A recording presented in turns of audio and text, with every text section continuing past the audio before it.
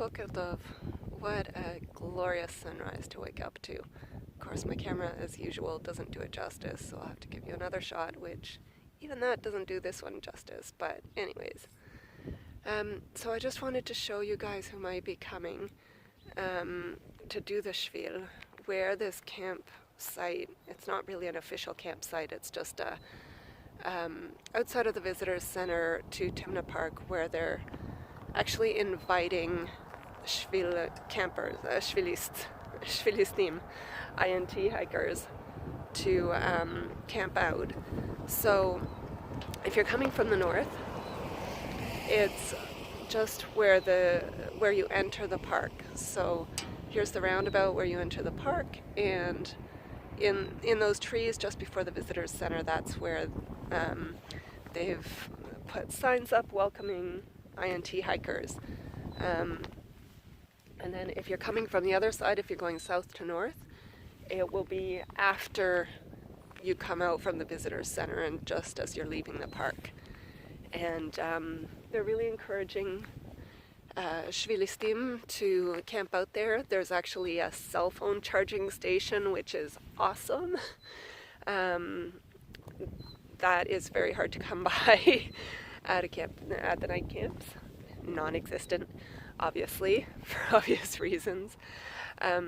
So it's really nice to be able to charge your phone and at the campground. So it's very small, but it's really nice and really great that they're actually doing that, so that you don't have to go and camp out somewhere else, because I think the other options before were just the Mangan,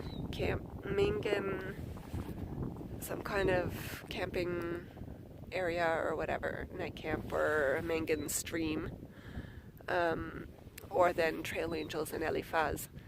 So this is really nice. It's another option, and I think a good one for a lot of people.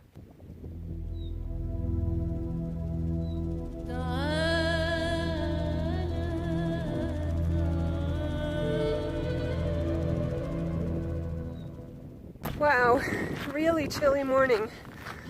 Everybody else left camp in fleeces and toques, and I'm just leaving in my regular hiking gear. Not because that's my choice necessarily, but because my only other warm thing is my puffy jacket, and I really don't want to hike in my puffy jacket. So, but the campsite was really chilly and it was windy, so that made it worse. Just over there where the sun was shining, it was marginally better. I'm headed back, I'm basically in the shade again now. So I think it's going to depend on the wind. But got way too much stuff in my pack yet again. That's mostly because I need 4 or 5 days worth of food. So hopefully that will get better over the next couple days. So today I have 6 kilometers to the south gate, which is where there's a paid campground, which is one option for me. Now that's 6 trail kilometers. I want to go see Solomon's Columns, or Solomon's Pillars, which adds another 2 kilometers off trail. So I think once I get to the south gate, I'd have to decide if I want to continue to the night camp or if I want to camp out here.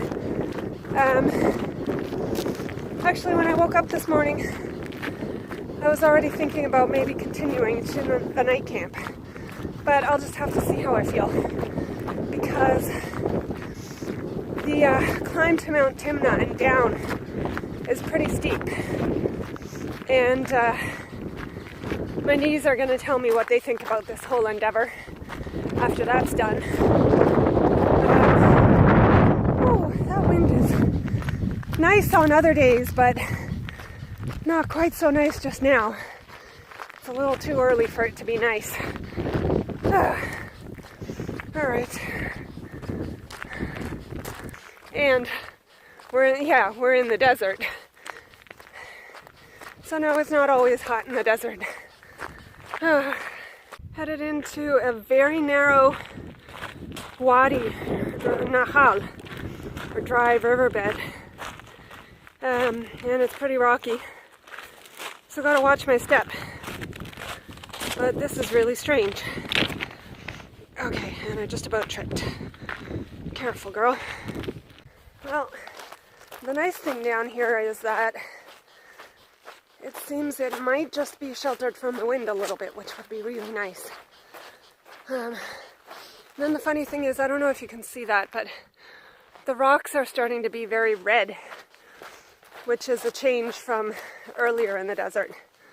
I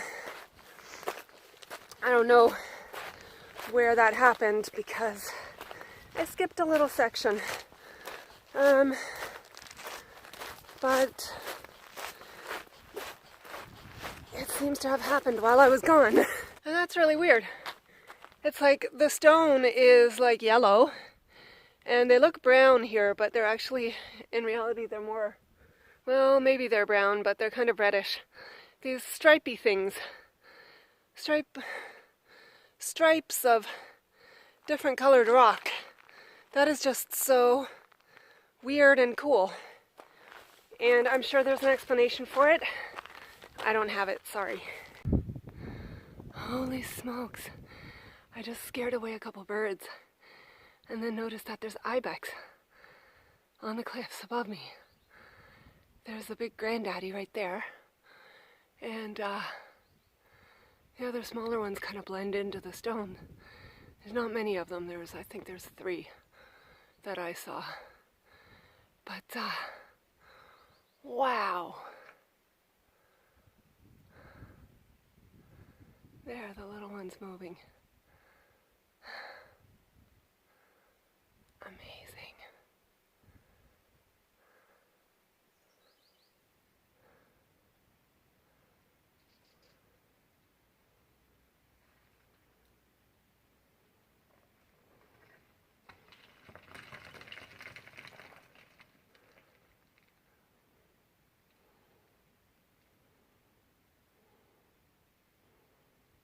Look at those antlers, or horns, or whatever you call them. Man.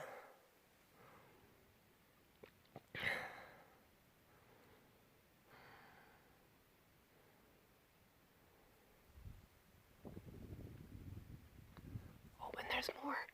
There's tons of them. Absolutely tons and tons and tons of them. Look at that. Wow.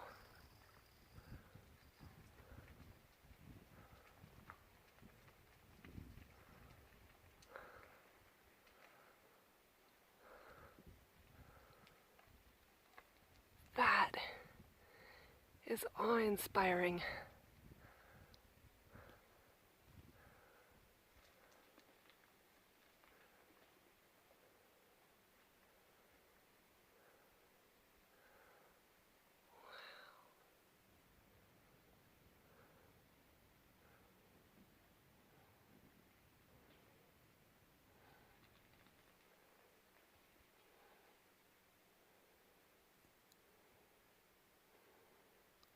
They're way up there.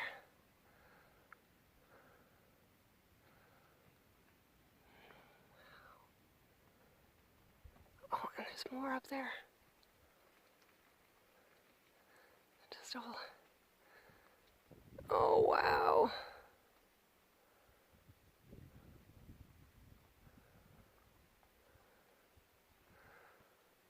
They're just like jumping all over the cliffs. The little guy's up there. Oh my goodness.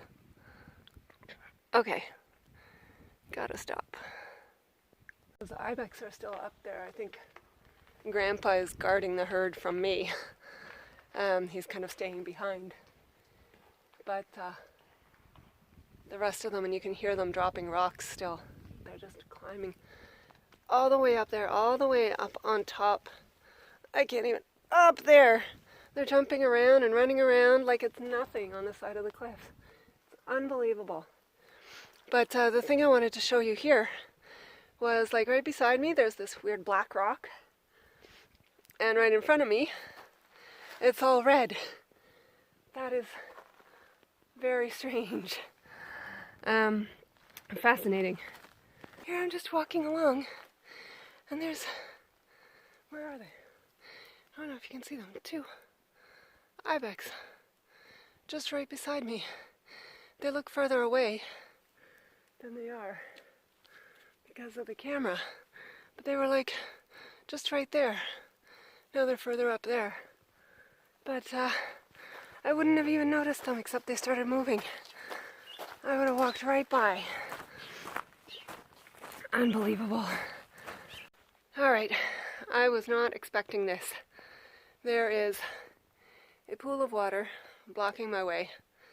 Somehow I have to get around it on these rocks. That side is completely useless. This side doesn't have much of a foothold, but I should be able to do it, hopefully. I do not want to get my feet wet. And then there's another pool just on the other side over there. I don't know how that's going to work, but as usual, wish me luck. Alright, made it past one. The other one looks like it might be a little bit easier. So, here we go. Wow, I made it. But that second one was not easier. There was one huge rise that I literally did not think I was going to make it. I mean, huge. It wasn't that huge, but there was no foothold or handhold or anything. And you had to get up a whole, like, sheer meter. More than that. That was pretty brutal, and I just hope it doesn't get worse than that today, because this is going to be slow going. Which is probably why the section is only 14 kilometers. Honestly. Okay, and then there's this one. Footsteps, right? Stairs. Yeah, that's what it looks like. Not so easy. Looks really easy from the screen, but not so much down here. And another one down. Wasn't as hard as I thought it would be, but it sure wasn't easy either. Oh, brother. Okay. I don't think it's going to get any easier. Well, here we go. This is too funny. So all this hike, all the way from Raham, I've been complaining about how I can't find the markers, can't see the markers, right? Well, I found them all. There's one right there, one right there, and one right there. And there's actually one for the northbounders down there. So this is where they all are. That's a really cool red rock, but I bet you can't see it on the video. Oh well. Okay, the view is magnificent, but quite honestly, not quite sure why I'm doing this. And it gets better. There's, I think there's some kind of ladders or ropes or something that I need to hold on to further up here, which does not inspire confidence right now. Well, I made it, but that was insanity. That was absolute insanity. But I do believe that I am now at the top, because it's supposed to be flat at the top, and this is very flat. But like I said, the view is magnificent, but oh my goodness, I had my life in my hands there.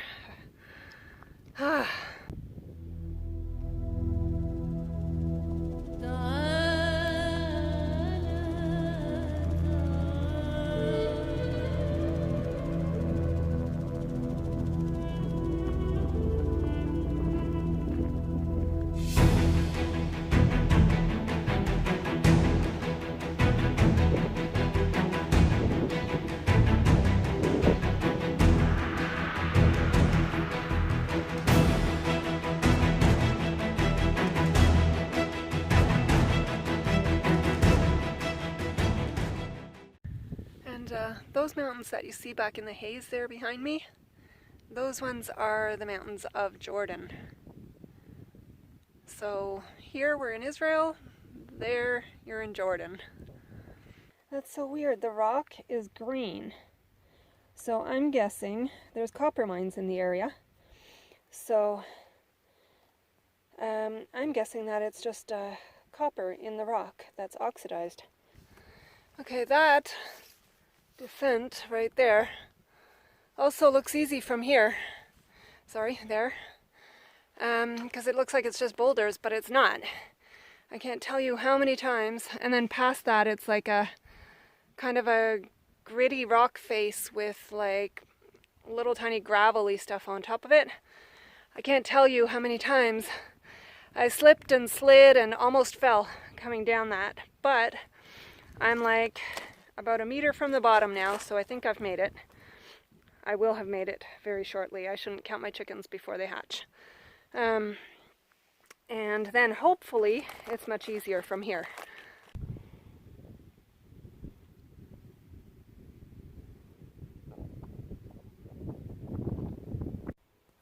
Beautiful tiny flowers in the middle of the desert.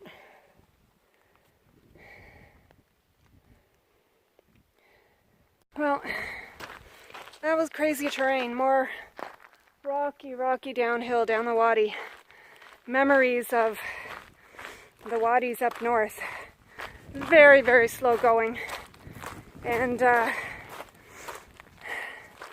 did a couple bad things to my knee and my feet.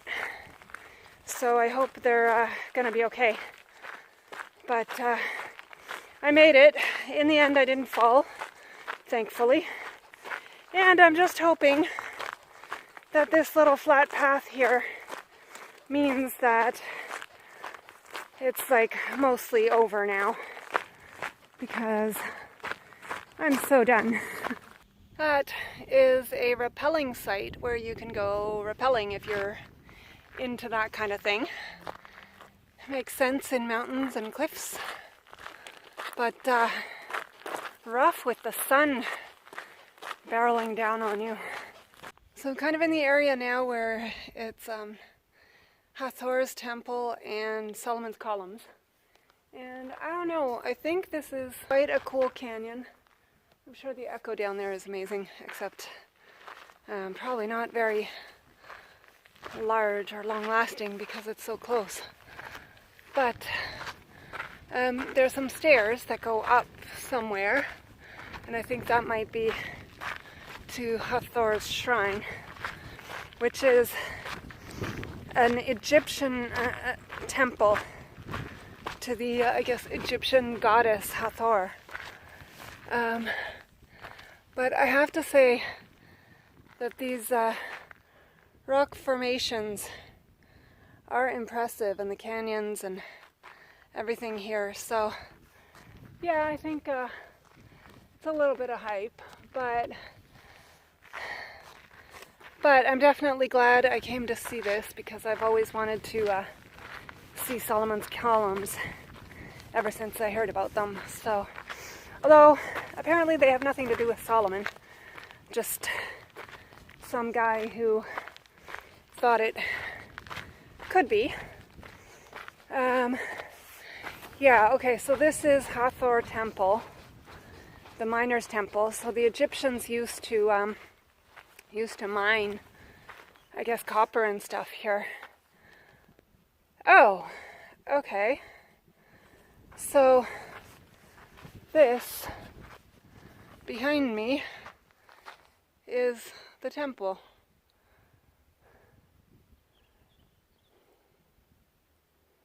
Not very large or super impressive, but maybe it was back in the day. I don't know. Okay, so this is weird. Somewhere on that rock face is a relief carving of Ramses, I think, giving an offering to the Egyptian goddess Hathor. And I see sort of markings that are obviously human-made. Well, probably. could be otherwise, but seem to be pretty obviously human-made. But other than that, I don't see it.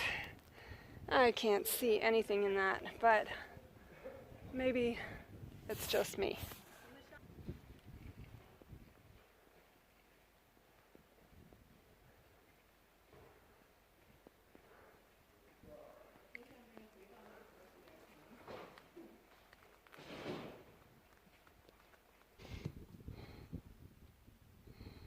Very cool view. It's kind of like a opening in the rocks, and this is where the path goes down. It goes up to see the relief of the Ramses and Hathor, and then it comes back down around the other side. And it's quite a nice view. So these are the famed Solomon's pillars, or Solomon's columns. I don't know if you can see them back there behind me. There's like 3 of them, I guess. And they were named after Solomon because I guess some of the early archaeologists thought that this area, the copper mines and everything in this area, were related to King Solomon's activities, but apparently I guess they were not. So I've wanted to see these ever since I knew that they existed. And they're pretty impressive rock formations, I gotta say. And I'll get a better view from further away a little bit. I don't know if you can really see them any better now that I'm a little further away, but they're pretty impressive. They've been carved into the stone by water, which has left behind these awesome columns. Pretty neat. And now I can say I've seen that.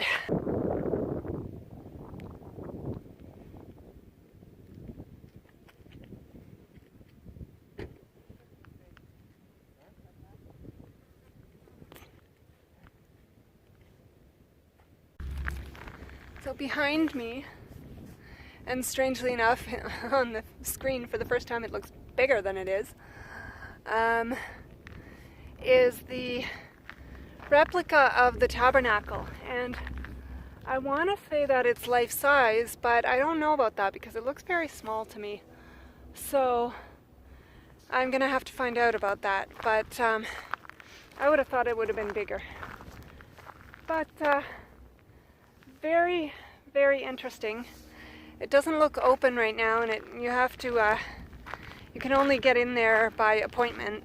So I'm not going to go view it now, but I'm going to keep it in mind. Maybe we might be able to get there later, another day. But be interesting just to see what they've done. But yeah, there you go. And there's an artificial lake, or pond actually, and an actual real restaurant, and that's where I'm going for breakfast and to meet my buddies. But I think my feet want to go and soak in that lake for a little bit. I don't know if that's possible, we'll find out. What an awesome break for a change, to be out in the middle of the desert and have a restaurant, have a good breakfast. I had shakshuka. It's pretty good. Still doesn't beat the one in Mitzpe Ramon though. And now I'm off. This is it. That was the last civilization between here and Eilat. I had thought about staying here overnight. That was kind of my plan coming into this. But like I said last night, I started thinking otherwise. So now I'm heading to the night camp, and that's where I'm going to stay tonight. And that should get me into Eilat actually a day earlier than I had planned. So actually a day later than my original schedule, but a day earlier. No, actually on the exact day of my original schedule. I take that back. So that would actually be kind of cool. Although granted with some skipping and and breaks and stuff in the meantime. But, so not exactly according to my original schedule, but still kind of according to my original schedule. So, now I have to start looking out for trail markers because the Shvil leaves the road somewhere right about here. So, excuse me. Oh, and I should mention, the shakshuka may have been good, but not beat the one in Mitzberamon, but the other thing that I got, there was a lady who struck up a conversation with us, and in the end offered me a free foot massage. Oh, thank you so much, Jill. That was such a delight, such a treat, and I feel so much better hitting the trail for this section to the night camp. So thank you, thank you, thank you. So one of the things that has been, again, just amazing me has been the different colored rocks. I've had the regular sort of brownish stuff, and then there was that green where I think there was some copper on the rock. There's been sort of whitish rock and sand, and the red. And I don't know if you noticed in that video, earlier I didn't point it out, but there was black. And then here, you've got a spot where you've got the red right here. You've got brown just above it. And then over there, there's like a vein of kind of yellow goldish color rock. And then there's the white, right there. And just the regular brownish sort of background. And even right there, there's like a weird kind of deposit of all kinds of colors of rock. And then there's like almost purple over there. Oh man, it's so interesting. And I should mention that this area that we're walking through right now, all this sign of life, and there's actually a quarry over here, right there, where you see the purple rock. I don't want to go all the way over there, but it looks like it's pretty deep. And this is all thoroughly modern, no ancient artifacts here. I mean, I don't know if they've found ancient artifacts while digging in this rock, but it's just a modern quarry, and I think copper mine in some areas here. And there's even, according to my map, there's even a landfill somewhere. So this part, not so ancient, not so natural. Look what I found. Where is it? Shade. All right. The cliffs are just glowing with the sun setting, and it's just beautiful. We've found the night camp. I decided not to stay at Timna Park tonight, but to continue to Raham Etek. I don't know. So anyways, I'm here at the night camp, which means that I can do the next section in 2 days, and then do the last section to Eilat on the third day, and get into Eilat on Thursday, which will be lovely, and I can't wait. I want to savor every moment, but at the same time, I can't wait to have finished this and be able to celebrate. And yeah, met a really, really nice couple at the restaurant at Timna Park. Had a nice chat. Turned out the lady, I made some comment to Rockin, one of the other campers or hikers, that my first thing when I get to Eilat is I'm going to go to Engedi and I'm going to get myself a foot massage. So it turns out this lady at the next table, she was a registered massage therapist, so she insisted on giving me a foot massage. I told her they're very stinky, but she wouldn't take no for an answer, so how could I refuse? Oh, it was so lovely. It was so lovely. Thank you so much, Jill. Best birthday present ever. Trail magic ever. Whatever. That was, yeah, that was probably the best trail magic ever, I have to say. All right, so now we're just kind of waiting for everybody else to show up. Hopefully they show up before dark. At least one of the other guys was gonna camp out here, so I don't know. And he had a bunch of other guys that he had met when he came to the restaurant, so I assume they're all camping out here. But, yeah, so waiting for them to show up and for the sun to go down and get dark and go to bed so that we can, well, eat something first and then go to bed so that we can get up in the morning and hit the trail. Yeah, it feels really good to be almost done. But anyways, for now, Laila Tov.